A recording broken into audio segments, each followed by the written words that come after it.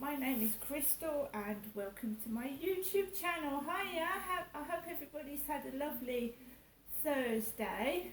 I've been around my mum's since about 1:45 this afternoon, so I haven't been here for about 4 hours.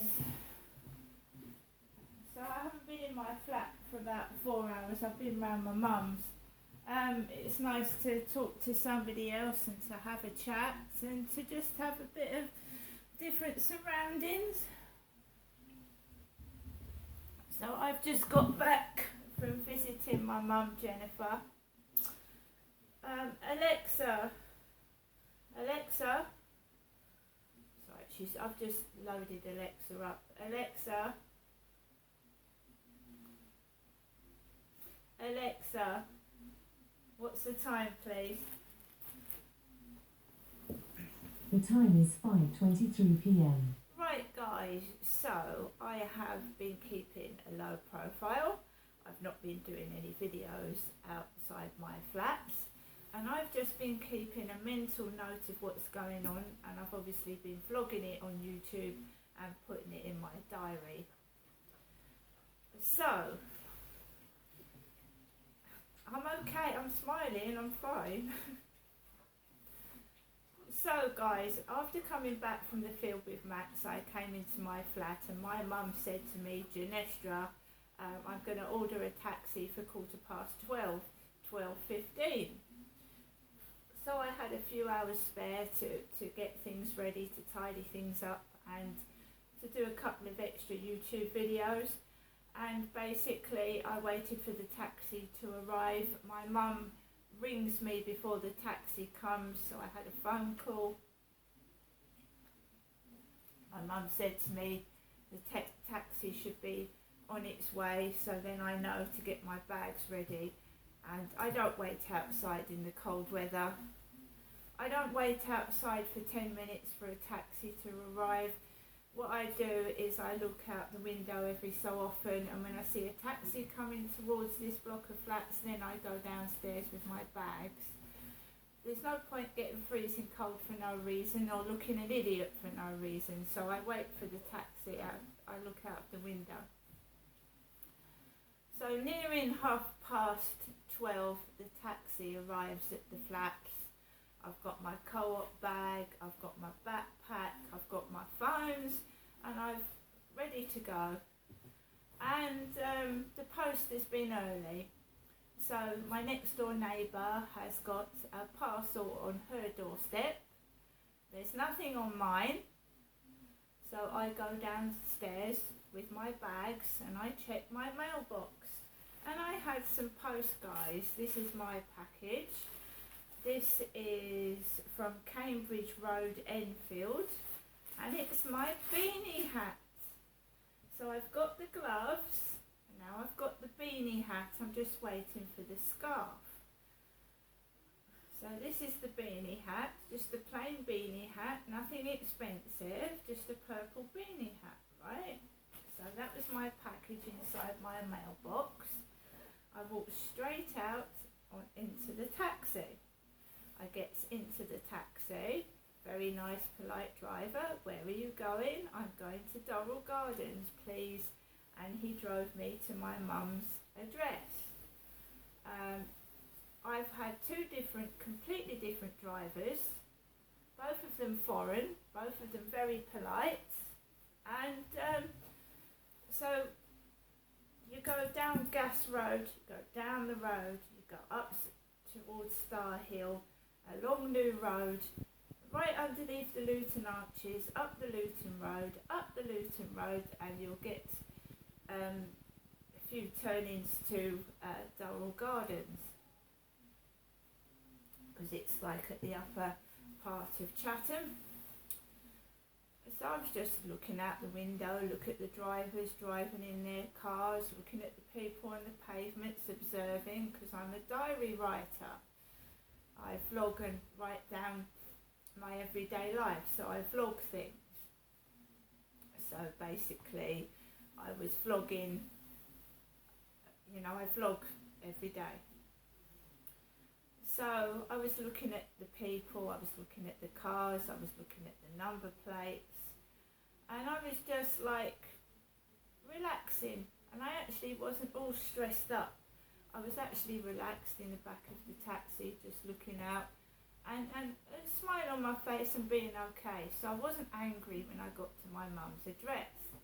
I was quite calm and collected, and I felt okay.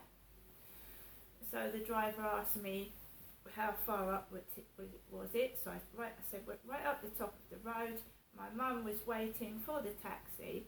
She came out and kindly paid the taxi driver, which it helps me not come into contact with the taxi driver, if you know what I mean, because I'm receiving stalking behaviour from somebody and obscene messages and things, and I don't really want to make contact with a strange man.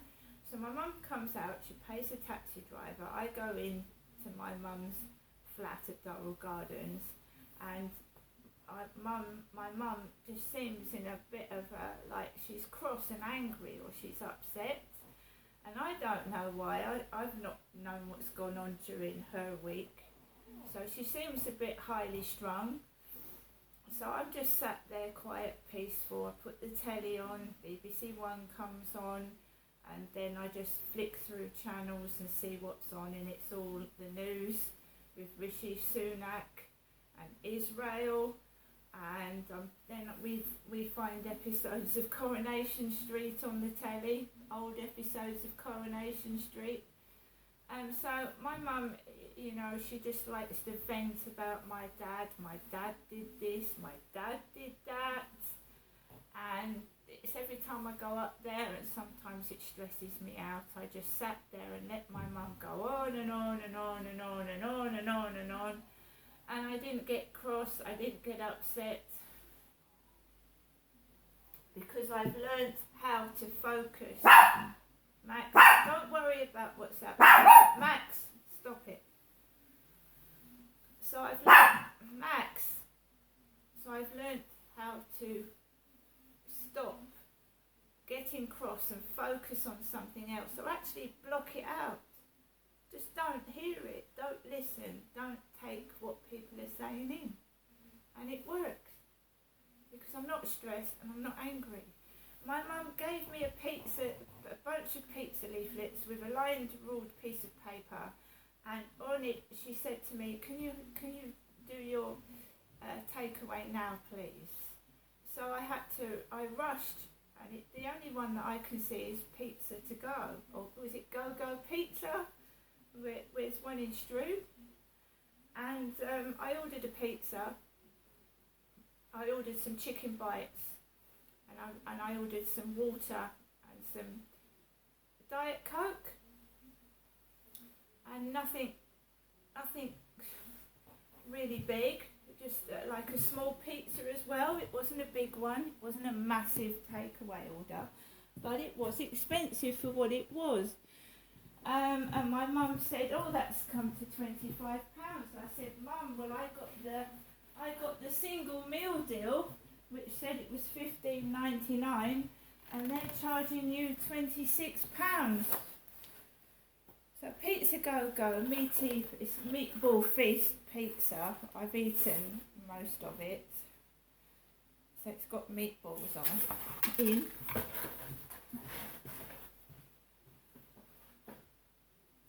And I've got 2 cans of Coke, and you get Elm Spring water and Coca-Cola. So for 2 cans of Coca-Cola, 0 sugar, 2 bottles of Elm Spring water, a small pizza and some chicken bites, that cost my mum £26. When it was advertised on the back as a single meal deal for $15.99. So I said, sorry Mum, but I thought that was going to come to about £20, not 26. I'm dreadfully sorry, but I said, I'll pay for the rest of it. And my mum said, no, don't worry. But things have gone up, things aren't as advertised, but it's not my fault. it's like somebody wants people to get angry with me. It wasn't my fault. The pizza was absolutely delicious. It was just soft, tasty, and enjoyable. The chicken bites are lovely. I've got no complaints with the food. It was just a bit too expensive. The driver came to the Dole Gardens, knocked on my mum's door, and my mum said, "Janestra, come here, please." See, I get talked to like I'm 2 years old. "Janestra, come here, please. This is for Janestra, it's not for me." And I smiled and went, "Thank you." And the driver was stood there. And I went, "Thank you very much." And I took the order in and I sat down.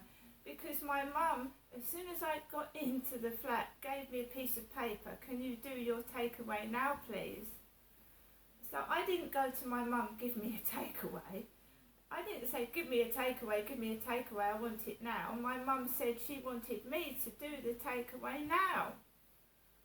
So my mum shouted, "Janestra, Janestra, come here." Now, you don't have to shout at people, but when someone talks to you like you're a piece of shit, you don't have to take it. You don't have to shout, you don't have to swear, you just say to people, "Excuse me, don't speak to me like I'm an animal, please. I'm a human being, there's no need to talk to me like I'm some kind of animal." You don't have to shout, you just tell them in a positive manner, "Don't speak to me, please, like I'm an animal." I don't like having to do it, but it has to be done. You can't order somebody about like they're a tablecloth. Get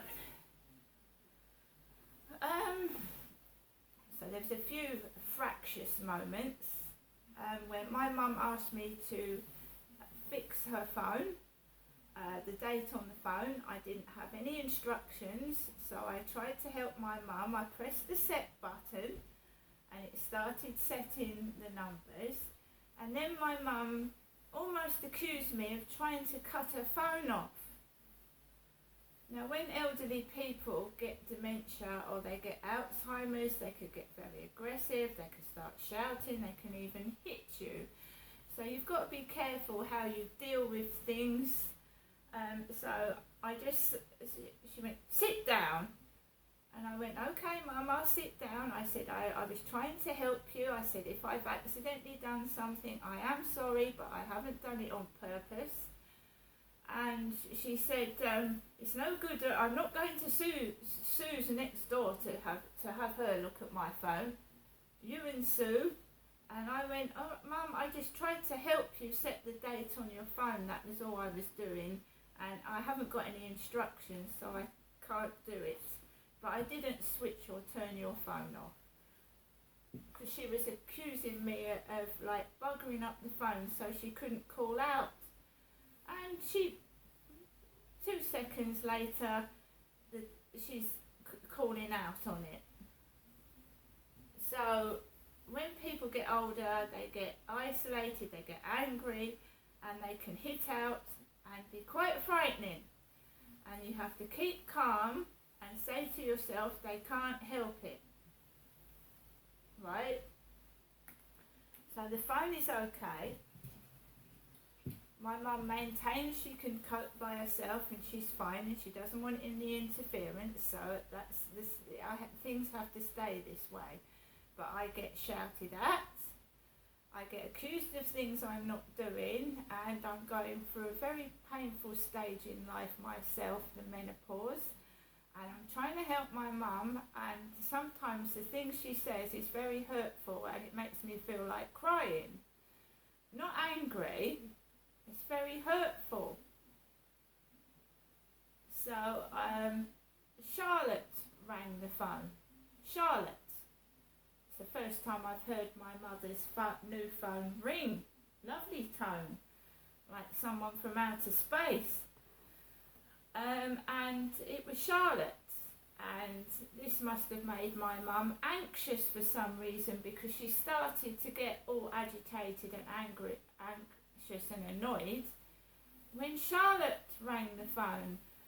Charlotte is a member of the family. She's a blonde-haired young lady, and she's got her own life and her own boyfriend. And she rang my mum up for some reason, and my mum wouldn't tell me why.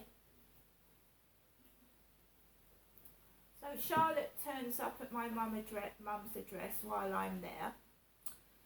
Charlotte rings the doorbell, and obviously my mum's parted with money. I'm not stupid, so my mum parted with money. That is obvious, because Charlotte turns up at Durrell Gardens, rings the doorbell, there's a bit of a conversation. Charlotte's got to go to Ashford Hospital for some reason, and my mum is obviously giving Charlotte some money.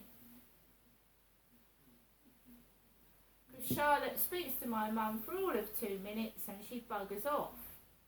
So Charlotte's obviously knocked on the door to get money off my mother. And that's when my mum gets all anxious and starts acting up. And it must, at least I stay with my mum for 4 hours. I don't just ping the doorbell and then get money and bugger off.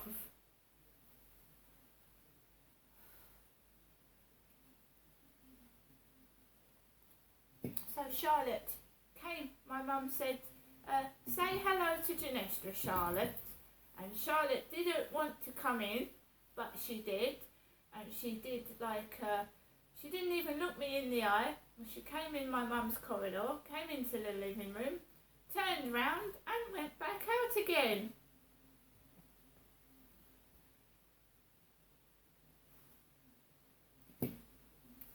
And my mum is probably distressed.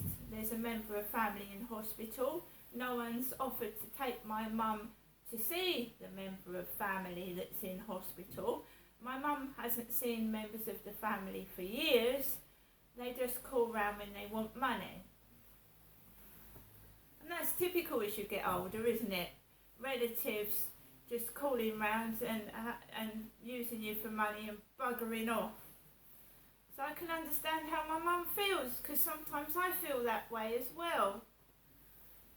So you're knocking on the door for money and my mum's not even seen whoever it is. It does annoy me, but I can't say anything and I can't interfere on my mum's behalf until she asks me to. So Charlotte came for 2 seconds, she went off and my mum got upset and I had to deal with it afterwards. I stayed with my mum as long as I could. My mum kindly gave me things. She's given me some Cadbury's mini snowballs. They're new for Christmas. Cadbury's mini snowballs. My mum gave me some Morrison's fruit pastels. And my mum gives me lots of bits and pieces.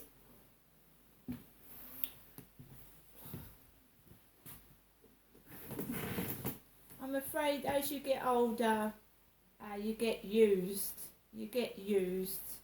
And I've seen it all over the place, and it's not very nice.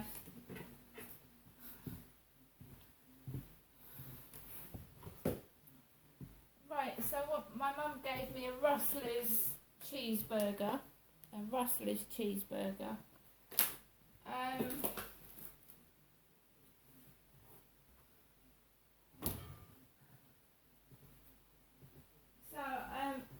I stayed with my mum to about Max. Sorry, dog's barking outside, starting Max off. I stayed with my mum to about 4:30, and my mum was getting tired and a bit distressed and about this phone issue. So my mum kept ranting on about my dad, and a taxi was ordered. It was going to arrive in 10 minutes. So I just sat there, I kept calm, I did nothing. I hardly said anything, to be fair, because I'm going through hell myself. I'm trying to sort my housing issues out. I'm trying to sort out who this stalker is, and I'm just trying to get on with my life. I'm not a young woman myself, and I don't want to waste time on shouting and negative energy. So whatever happens, it happens. I just deal with it. It doesn't bother me anymore. 10 minutes later, there was a delivery to someone at the opposite flats to my mum. It was a black woman with dreadlocks and glasses. She delivered a parcel to someone. She got in the car, drove off, and then my red taxi arrived with the number plate OGS. OGS. Big, large, overweight driver with glasses, male, foreign. He almost couldn't fit on the seats in the front of his car. He was large. My mum said, get Ginestra home safely. He helped me put my bags in the back of the taxi. I sat in the back of the taxi. He seemed to have a funny, strange way of driving the taxi, because he was leaning over to the left when he was driving the taxi. He was just leaning over. His body was leaning over, so he was driving on the other seat and holding the wheel. That's my mum.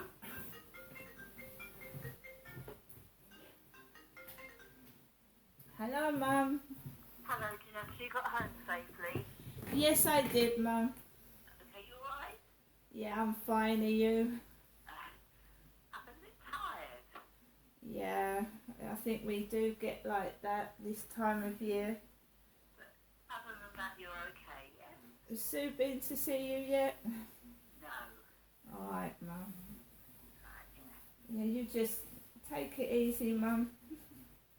Yeah, but you know, there's a lot to come out, you know. You don't believe what I've been through, and I have to keep up with that for 54 years. It's a long time.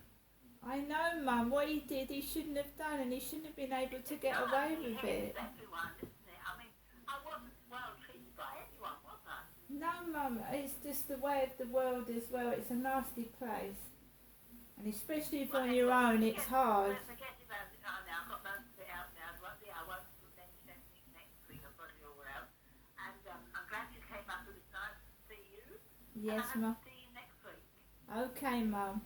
And as usual, if you don't mind, I'll give you a ring tonight to let you know I'm at the other end of the phone. You know, the move. I know, we both go through it, so yeah. So it's just to let you know that I am thinking of you at that time. And always, alright? Alright, Mum. Okay, you never know when a phone call from me might be just what you need. Oh, yeah, sometimes it has helped. Let's hope so. All right then, so thank you for coming up. I'll give you a ring later on. Bye for now. Bye, Mum. Take care. Thank you for coming up to see me. So, bye. I am not a nasty person. Can I just reiterate this? I'm not a nasty person. I don't like to get into fights with people. I'm not a thief, and I'm not violent. And that's all I want to say, really.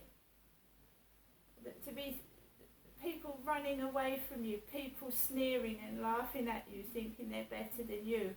We're all the same.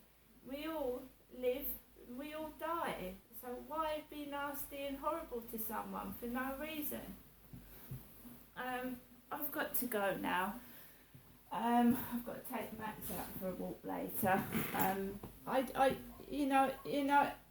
sick and tired of this acting, this rubbish acting, and it is rubbish. And the dogs are barking because they're dogs. They obviously need a bone or their dinner or something. And to leave a dog barking in distress is not good, and it's not nice. Right? Don't use animals and children for your entertainment. See you later.